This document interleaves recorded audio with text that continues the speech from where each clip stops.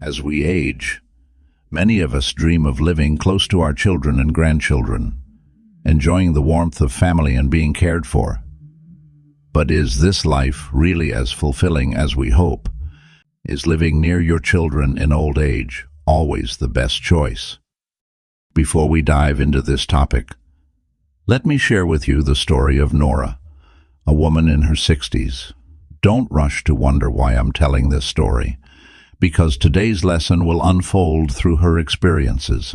And please be patient and watch this video till the end, as the answer to the question posed at the beginning will be revealed at the conclusion. Nora was a widow living in a small village in the suburbs. Her husband had passed away when her son James was just 10 years old. Since then, she had carried all the burdens alone, working tirelessly in the fields and at home to raise James. Throughout those years, all of her love, joy, and sacrifices were for her son. James, after graduating from university and securing a stable job, married Emily, a beautiful and modern city woman. Nora was overjoyed to see her son happy and starting a new family. When Emily became pregnant and gave birth to their first son, Nora received an invitation from James to move to the city and live with them, helping to care for the newborn. Nora had been accustomed to the quiet, peaceful life in the countryside, but her love for her son and grandson made her decision easy. She thought she could help her children and enjoy the happiness of being close to her grandchild. She packed up a few belongings and left her hometown to begin a new chapter in the city. At first, everything seemed to go well. Nora was warmly welcomed, and her presence gave James and Emily much-needed rest. Nora lovingly cared for her grandson, doing small household chores that she had been accustomed to back in the village. Every morning, she would wake up early to prepare breakfast for the family and soothe the baby when he cried at night. In those first few days, Nora felt full of energy and happiness, as if she was truly helping her children. A noteworthy study published in Frontiers in Public Health in 2024 explored the relationship between intergenerational care within families and the risk of depression in older adults. The study's findings are fascinating. Specifically, people aged 60 to 75 living in multi-generational households where mutual care and support were present were less likely to suffer from depression. This research supports the idea that closeness, bonding, and intergenerational support within families can have positive effects on the mental health of older adults, helping them enjoy a happier and healthier life.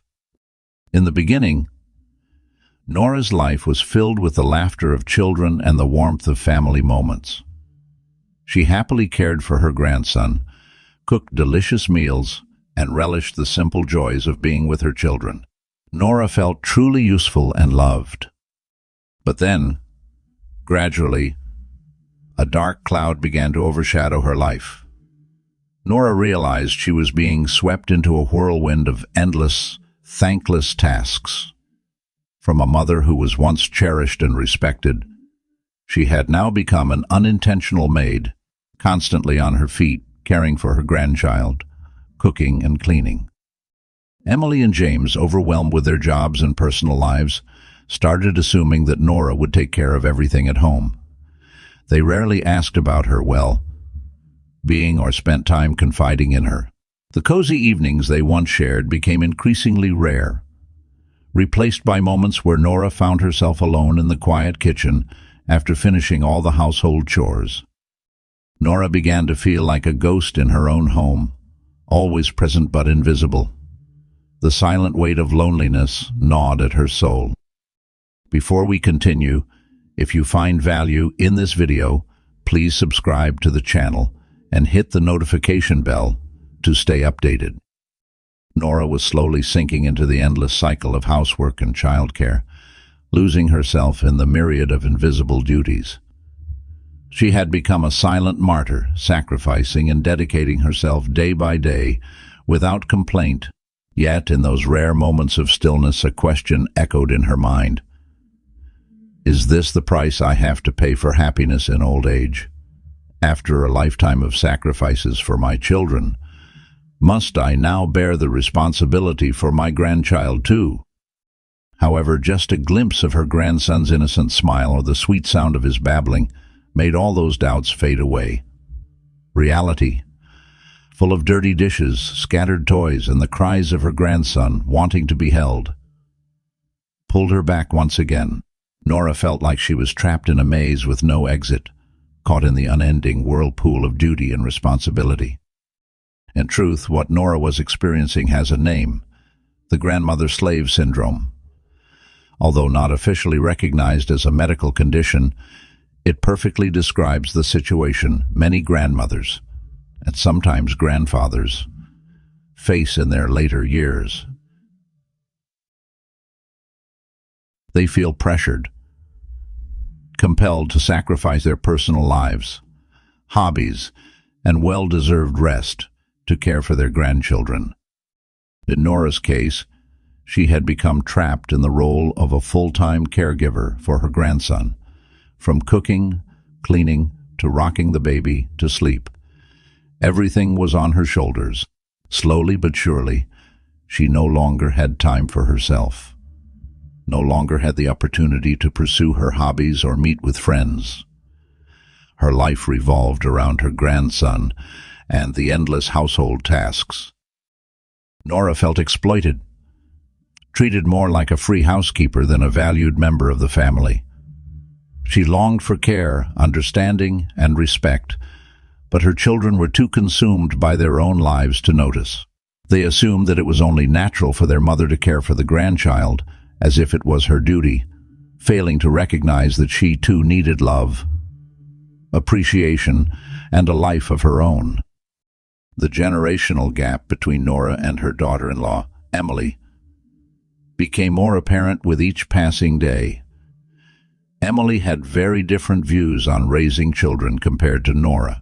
She believed in modern methods, such as using formula instead of breastfeeding and allowing her baby to cry it out rather than soothing him immediately. Nora, with the instincts of a mother and grandmother, felt deeply concerned and upset. She couldn't bear to see her grandson left crying alone, uncomforted. In her heart, she believed that the little boy needed to be cuddled, cared for attentively, and nurtured closely, just as she had done with James. But every time Nora offered a suggestion, Emily reacted defensively, interpreting Nora's advice as criticism of her parenting style. That evening at dinner, the tension that had been building up in the household reached its peak. Nora gently offered a piece of advice about how to care for the baby, but Emily responded sharply, "Mom, this is my child. I know how to take care of him better than you." Her voice was harsh, as though Nora had crossed some unspoken boundary.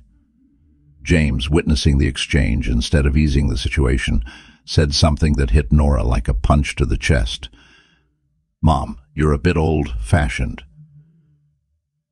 Things aren't the same as when you raised me." Old-fashioned. Those two words echoed in Nora's mind like a harsh verdict, undermining all the sacrifices she had made. Tears welled up in her eyes, and she could no longer hold them back. All the years of hard work and endless love she had given James, was it all reduced to being old-fashioned?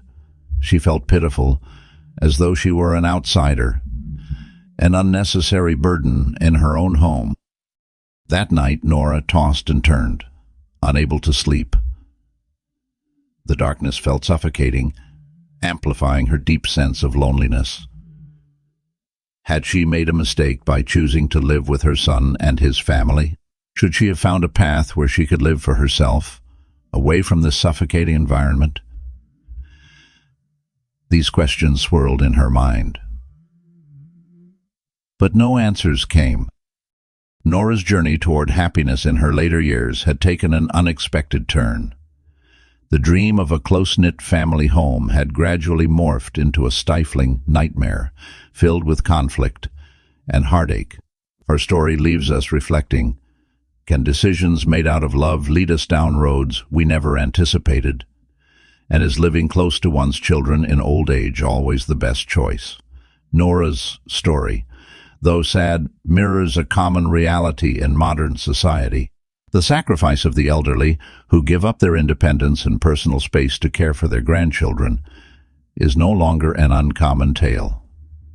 Perhaps you have experienced or witnessed similar situations in your own life. Psychologist Erik Erikson, with his famous theory of psychosocial development, warned of the importance of maintaining autonomy in old age. He suggested that the final stage of life is when individuals reflect on their lives, assessing their achievements and failures, and seeking meaning and integrity. However, if elderly individuals lose their independence and become entirely dependent on others, they may experience an identity crisis, feeling useless and like a burden to their families. How ironic. In old age, we seek support and love from our loved ones, but it is this excessive dependence that can cause us to lose the most precious thing, ourselves. We lose our own voice, our autonomy, and our ability to control our own lives. Nora began to feel the heavy burden of this harsh reality. The once colorful days, filled with dreams and plans, were now fading into the gray of nameless tasks. The woman who once dreamed of traveling the world, learning new languages and taking cooking classes. Where was she now? She felt trapped in an invisible cage of expectations and responsibilities, gradually losing her own light. A study from the University of Michigan revealed that older adults who maintain independence often report higher levels of life satisfaction. This is entirely understandable, as when we have the freedom to choose, the freedom to decide our own lives, we are truly the masters of ourselves. What could be worse than having every aspect of your life controlled by someone else, even down to the smallest details? Frustration and resentment began to build up in Nora's heart. Every time she was criticized or judged, it felt like someone was driving a needle into her sense of pride. Resentment, an unwelcome guest, began to creep into the home that once brought her peace. It was like a silent monster, slowly gnawing away at her joy and tranquility. The walls that once sheltered and protected her now seemed to transform into cold iron bars, imprisoning her in the cycle of worthlessness.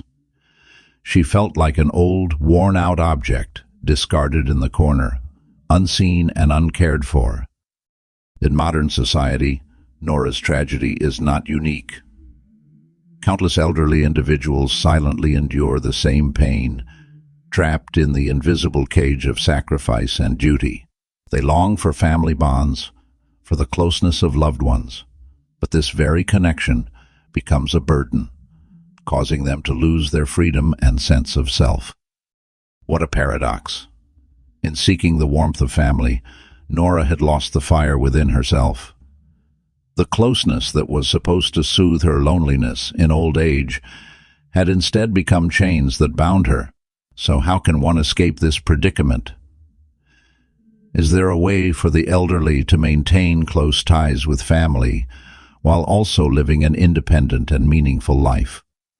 This question challenges us, demanding a fresh, deeper approach to the role of the elderly in families and society. It also reminds us that true happiness doesn't come solely from sacrifice, but from the ability to live authentically and pursue our own values. One morning, an old friend of Nora's, Agnes,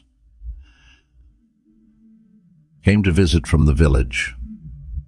Seeing Nora's sadness, Agnes sat down beside her and gently asked how she was. Nora could no longer hold it in. She poured out everything to Agnes, her feelings of loneliness, isolation, and the pain of being disregarded by her son. The fateful meeting with Agnes was like a ray of light breaking through the dark clouds in Nora's soul. Agnes, her lifelong friend, with wisdom and empathy, skillfully untangled the knots in Nora's heart. She gently explained, "Nora, there's no absolute right or wrong here. Emily is a mother, and she has her own way of raising her child. which may be different from how we did it. But that doesn't mean she's wrong or that James no longer loves you. It's just that times have changed, and so have perspectives. Agnes's heartfelt words hit Nora like a cold splash of water, awakening her from her inner turmoil. Yes, she had been too harsh on Emily and James. They were people of a new era, with their own thoughts and ways of doing things. She couldn't impose her beliefs on them. What truly mattered was learning to accept the differences and finding common ground. That night, Nora lay in bed, thinking for a long time. She remembered the warm moments with her son and grandson, the smiles and the sweet babbling of her little grandson. She realized that despite the conflicts and misunderstandings, family love was always the most sacred. She decided she would have a frank conversation with James and Emily, sharing her thoughts and feelings openly. The next morning, Nora asked James and Emily to sit down with her for a talk. At first, they were a little surprised, as Nora had always been quiet and resigned to her role. But as they listened to their mother pour out her heart about feeling disregarded and taken for granted, they were taken aback. Only then did they realize how oblivious they had been. They had been so absorbed in their own lives that they had failed to notice the mother who had sacrificed everything for them. Emily embraced Nora, tears streaming down her face. "Mom, I'm so sorry. I didn't mean to hurt you. I just thought I was doing what was best for my child." James, full of regret, added, "Mom, I was wrong. I've been selfish, not considering your feelings. Thank you for always sacrificing for me." That heartfelt conversation broke down the barriers and misunderstandings between them. They learned to listen, share, and respect each other. Nora realized that she needed to stand up for herself, set boundaries, and demand respect from her children. She was no longer going to silently accept being a slave grandmother, but would live a more independent and meaningful life. James was deeply affected, his eyes filled with regret. He realized how careless and ungrateful he had been, consumed by work and his own life, neglecting the mother who had sacrificed her entire life for him. He felt ashamed for the callous words and indifference that had unintentionally hurt her. The image of his frail mother with deep wrinkles on her forehead and sad eyes haunted him. He silently promised himself that he would change, that he would spend more time with her and make up for his past mistakes. After that heartfelt conversation, Nora felt a sense of relief. She understood that her children still loved her. Their way of showing it was just different. However, she also recognized that she needed her own life, her own space, to pursue her passions. She decided to return to her peaceful village, where she could enjoy her days close to nature and reconnect with old friends. Before leaving, Nora hugged her grandson tightly, kissed his forehead, and said to Emily, "You're a wonderful mother, and I know you'll raise him well." In Nora's eyes, there was a mixture of emotions: joy at seeing her children grow, sadness at parting, and a deep sense of peace from being freed from the burdens that had weighed her down. She trusted that Emily would excel in her role as a mother, and that her grandson would grow up surrounded by his parents' love. The image of Nora leaving in the early morning sun, with a serene smile on her face, left a lasting impression on both Emily and James. They realized that love wasn't just about being present and caring. It was also about respect, understanding, and giving one another space. They understood that parents, no matter how old, still need their own lives, their own pursuits, and the freedom to find joy for themselves. Nora's departure was not an end, but a new beginning for all of them. A chance for growth, mutual respect, and the acknowledgement that love and independence can coexist, enriching the lives of both parents and children. Returning to her familiar village, Nora felt as though she had been reborn. Gone were the bustling noise and chaos of the city, and with it the heavy burden of caring for her grandchildren. She rediscovered peace in the simple pleasures of life. Her small house, filled with sunlight and surrounded by a lush green garden and vibrant flower pots, became the perfect haven for her. Nora began her mornings by watering the plants, tending to her vegetable garden, breathing in the fresh air, and listening to the sweet chirping of birds. She rekindled her joy for reading, immersing herself in classic literature that she hadn't had time for in years. In the afternoons, she would take leisurely walks to the park, sitting on a bench to watch children play while catching up with old friends. Life in the countryside was like a healing balm for Nora's soul. She felt rejuvenated, full of energy, and filled with a newfound zest for life. She became involved in community activities, helping those in need, and found joy in sharing and giving back. Nora realized that her children growing up and starting their own families did not mean she had to continue sacrificing herself. She too had the right to live for herself, to pursue her passions, and to find her own happiness. Her life was just as valuable, and she deserved to have her own joys. One day, Emily and James brought their son back to visit Nora. They were surprised to see how youthful and radiant their mother looked. Her small house was filled with laughter and joy. They realized that their mother had truly found happiness in this peaceful place. Emily embraced her mother and sincerely said, "Mom, I'm so happy to see you like this. I realize now that I was wrong to pressure you to follow my ways. I just want you to always be happy." James, too, expressed his remorse. "Mom, I'm sorry for making you feel sad. I promise to be more attentive to you." Nora smiled, gently patting her son on the shoulder. "I know you both love me. I miss you and my grandson very much, but I also need to live my own life. I hope you understand and respect that." From that moment on, Nora's relationship with her children became closer and more understanding. They kept in touch often, shared updates on their lives, and visited each other regularly.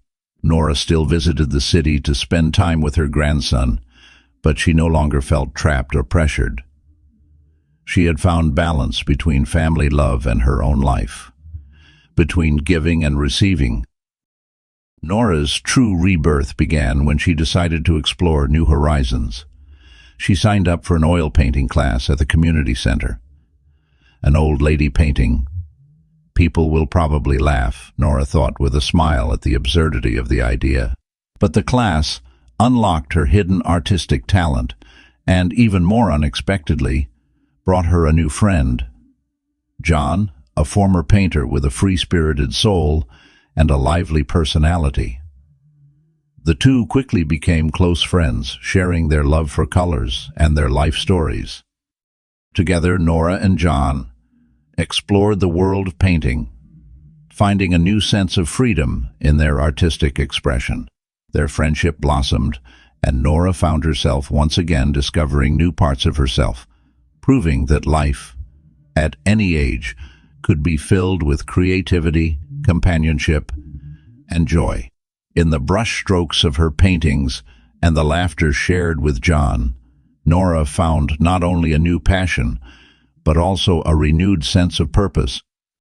Through this new chapter in her life, Nora realized that it was never too late to reclaim her independence, nurture her passions, and embrace the joys of life. Her story was no longer just about sacrifice, but about living fully and authentically for herself and for those she loved. Nora realized that she had sacrificed much of her time and youth for her children. She didn't regret it, but her encounter with John brought new emotions into her life. Although the feelings weren't as passionate as in her younger years, being with this new friend made her feel safe and connected. A sense of closeness she had long sought. The harmony in their souls, combined with their shared passion for painting, drew them closer together. John always listened to Nora with patience and understanding, absorbing the thoughts and feelings she had never shared with anyone before. Their afternoons spent painting together, walking through quaint streets, or simply chatting over a cup of coffee, gave Nora a renewed sense of warmth and peace in her life. In moments of quiet reflection, Nora recalled the teachings of Epictetus, the Stoic philosopher. It's not what happens to you, but how you react to it that matters. She realized that life was full of unexpected turns, and rather than dwelling on the past or worrying about the future, she chose to cherish the present, enjoying every precious moment with her new friend. She learned to let go of burdens, accept what couldn't be changed, and focus on the things that brought her joy and peace. Meeting John, along with the wisdom from Stoic philosophy, helped Nora discover true freedom and happiness, a late yet complete rebirth of her spirit. However, the most significant change in Nora's life wasn't just the joy she found in painting or her friendship with John. It stemmed from her evolving relationship with her family. For years, she had devoted all her time and energy to her children and grandchildren, almost to the point of losing herself. She loved them unconditionally, cared for their every need, and was always ready to sacrifice everything for their happiness. But then she realized that her excessive sacrifice had unintentionally made her children overly reliant, lacking responsibility for their own lives. When she first announced her decision to live on her own, her family fiercely resisted. "Mom, you're too old to live by yourself," they protested. "It's better for you to stay with us so we can take care of you." These loving yet suffocating concerns made Nora feel like a burden, as if she were an obligation. Gently, she explained to her children that at her age, all she wanted was a private space to live her own life, to pursue the passions she had left unfinished. She wanted to show her children that old age didn't mean weakness or dependence. It was a new, exciting stage of life to explore oneself. Indeed, her independent life brought Nora a freedom she had never experienced before. She could manage her own time and do the things she loved without worrying about anyone else. She joined the painting class, met new friends, and shared her passion for art. She spent time reading, listening to music, and tending to the plants on her charming little balcony. Rather than sinking into the monotony and loneliness that many had feared, her life became more vibrant and colorful than ever. The most surprising result was how physical distance strengthened her relationship with her family. Visits from her children and grandchildren were no longer out of obligation, but a joyful occasion to reconnect and share. Her grandson loved exploring her cozy little apartment, watering plants with her, painting, and listening to the stories she told. Gone were the dull afternoons spent in front of the television. Instead, the house was filled with hearty laughter, warm embraces, and loving moments shared together. The time spent apart made their reunions sweeter, and Nora's sense of independence allowed her to be fully present in those moments. In this new chapter of her life, she had found the perfect balance between family love and her own personal fulfillment.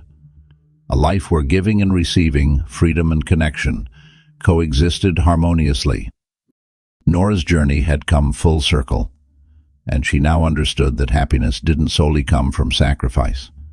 It also came from living authentically, pursuing personal passions, and finding joy in both independence and togetherness. This new chapter in her life was not just a continuation, but a beautiful reinvention, one that allowed her to thrive and inspire those around her. Just like a rubber band, the more it is stretched, the stronger its pull becomes. The physical distance between Nora and her family, which seemed like a separation at first, turned out to be the invisible thread that strengthened their love, care, and connection. Nora had shown that old age isn't the end, but rather a new chapter filled with potential and meaning. Sometimes distance is the key to nurturing the most important relationships in life. In her journey to find balance between her personal life and her family relationships, Nora made an unexpected discovery. Loving her children and grandchildren unconditionally sometimes pushed them further away.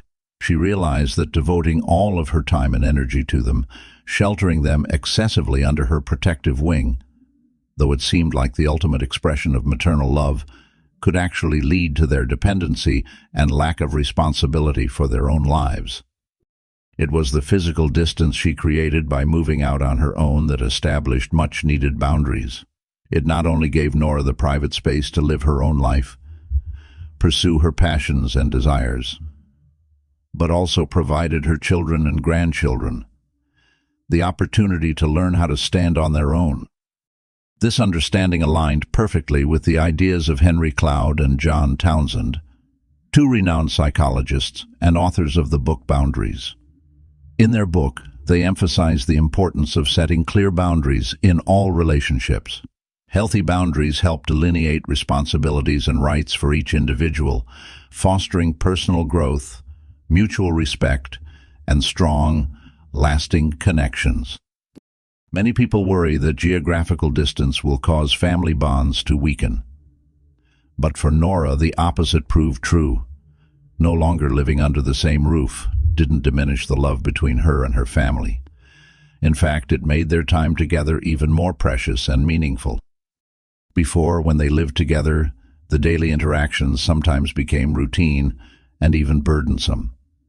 But now, every visit was a cherished opportunity to enjoy each other's company, reminisce about old times, and share new stories.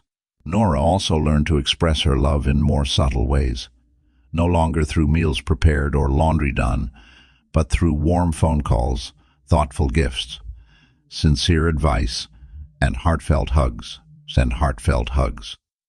Nora's newfound perspective resonated with the research of psychologist Deborah Tannen.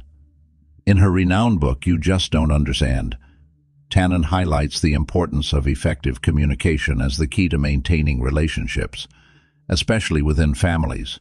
She asserts that proactively sharing, listening, and understanding one another strengthens bonds, regardless of physical distance. Geographical distance, while it can be a challenge, can also serve as an opportunity to develop better communication skills and express affection more deeply. Nora's journey demonstrated that love isn't defined by proximity, but by the quality of the connections and the effort to maintain them. Distance, in her case, became a tool to strengthen her relationship with her family, allowing both sides to grow, cherish, and appreciate each other more fully. Through her discovery of boundaries, Nora found that it was possible to live a life filled with purpose, balance, and happiness, all while maintaining a deep, loving connection with those who mattered most. Nora's story is a profound lesson about love, sacrifice, and self-empowerment. It reminds us that at any stage of life, we must learn to love ourselves, respect our unique values, and live an independent, meaningful life. Sometimes letting go isn't about abandoning love, but rather allowing that love to flourish and become more beautiful and enduring. By now, the question, should we live with our children and grandchildren when we grow old, may have a different answer for each of us. There is no universal formula for happiness in old age because every individual has different circumstances, personalities, and needs. However, Nora's story illustrates that choosing to live independently in old age does not equate to loneliness or isolation. On the contrary, it can open the door to a new life full of freedom, vibrancy, and purpose. It allows us to reconnect with ourselves, explore untapped potential, and foster enriching social relationships. Most importantly, it is a way of respecting ourselves and honoring the natural rhythms of life. As the philosopher Confucius once said, at an advanced age, one must take care of oneself. Caring for both physical and mental health is essential for achieving a peaceful, fulfilling old age. Simone de Beauvoir, the French writer and philosopher, once wrote, "Old age is not a disease, but a privilege. It is a time to slow down, reflect on life, and appreciate the simple joys we may have overlooked in the past." In this personal space, we can nurture our soul, pursue forgotten passions, and reaffirm our self-worth. As musician John Lennon once shared, "When I was 5 years old, my mother always told me that happiness was the key to life. When I went to school, they asked me what I wanted to be when I grew up. I wrote down happy. They told me I didn't understand the assignment, and I told them they didn't understand life." Happiness in old age can simply mean living authentically, doing the things we love, without being constrained by anyone or anything. And as Gabriel Garcia Marquez wrote in his novel Love in the Time of Cholera, age does not protect you from love, but love, to some extent, protects you from age. Here, love is not only romantic love, but also love for life, love for family, love for friends. Open your heart to both giving and receiving love, for it is the most potent remedy to keep your spirit youthful. Paulo Coelho once said, "It's not about living a long life, but living a good life." Old age is not the end, but an exciting new chapter in the book of life. Live for the present, cherish each precious moment, and make these later years truly meaningful